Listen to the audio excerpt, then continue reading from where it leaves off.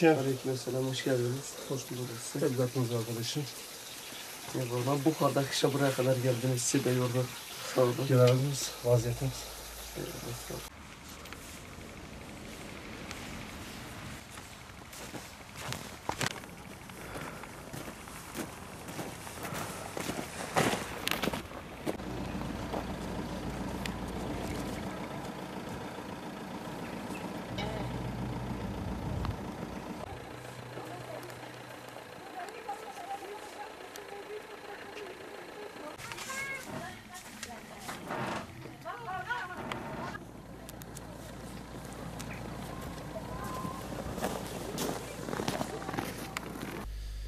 Evet, bugün Karın başkenti Bitlis'ten PTT dağıtıcılarına hangi şartlarda hizmet ettiğini halkımıza duyurmak istedik.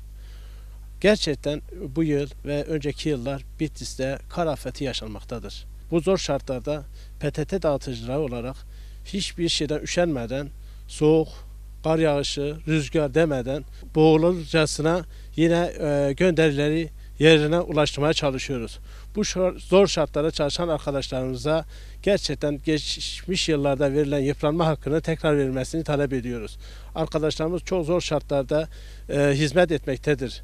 Bitlis'te gerçekten çalışan memurlarımız sabah işe giderken saat 8 yerine 5'te kalkıp öğle işe gitmekteler. Çünkü en kısa bir mesafe 3-4 saatte ancak kat ediliyor. Hava şartlarının çok kötü geçmesinden dolayı 8 ay Bitlis karın altında esaretini yaşamaktadır. Bu zor şartlarda çalışan arkadaşlarımıza ve memur arkadaşlarımıza yıpranma talep ediyoruz.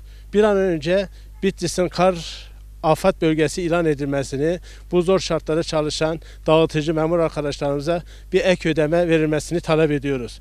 Bundan dolayı esnaf arkadaşlarımız da zorluk çekmekte. Günlük siftah etmeden, bu kar esaretinden dolayı siftah etmeden eve giden esnaflarımız var.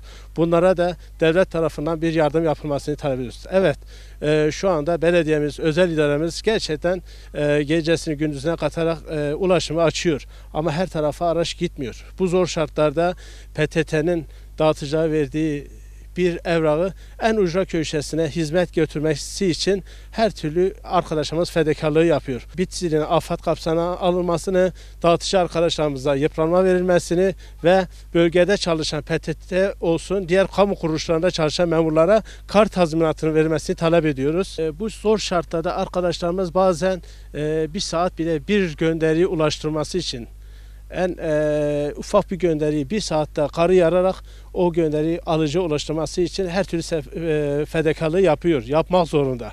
Yani bizim amacımız hizmet.